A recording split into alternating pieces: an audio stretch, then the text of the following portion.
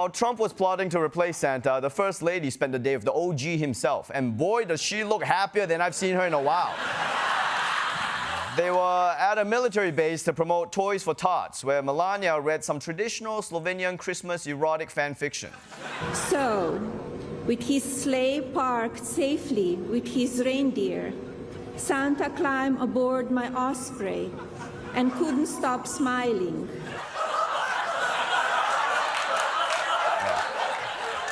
Wow, this is so hot. Santa climbed aboard my osprey and he pulled out his sack of goodies. Then he showed me North Pole. But Christmas isn't just about Santa. It's about visiting family. And Trump's transportation secretary, Duffy, is trying to make that a more pleasant experience for everybody.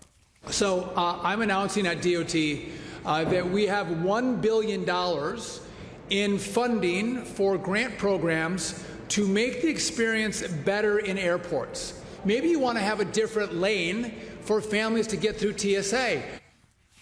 How are you the transportation secretary and your big idea is the same one every annoyed dad has at the airport? It's like, hey, just open another lane. Yeah, you're secretary of transportation, okay?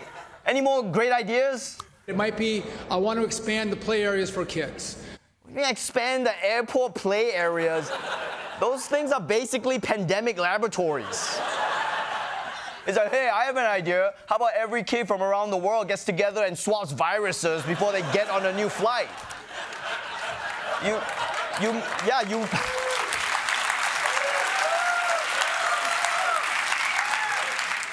might as well open a Wuhan wet market next to the Cinnabon, all right?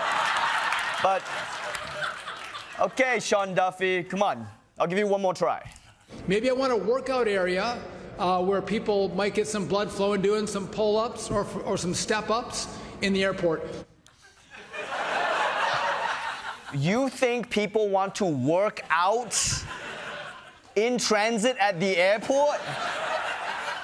Everyone at the airport is already exhausted from traveling, all right?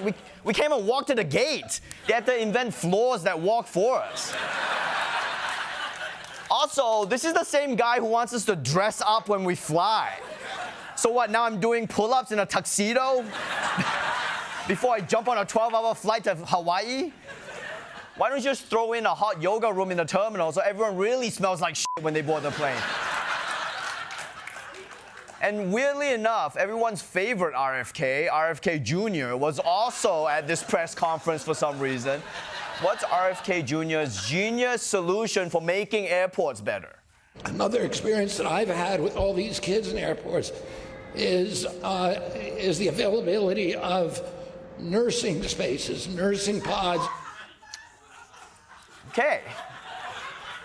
You know, that's actually a nice sentiment from RFK Jr.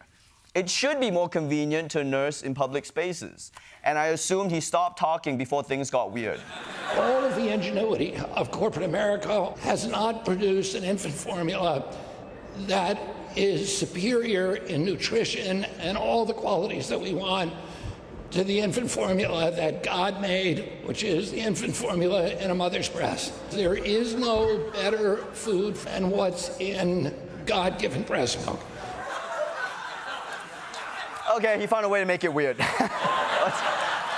What's the nipple version of a boner killer? I mean,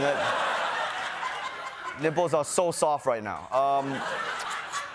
I mean, I'm surprised he didn't stop, sniff the air, and then announce that a nearby reporter was on her moon.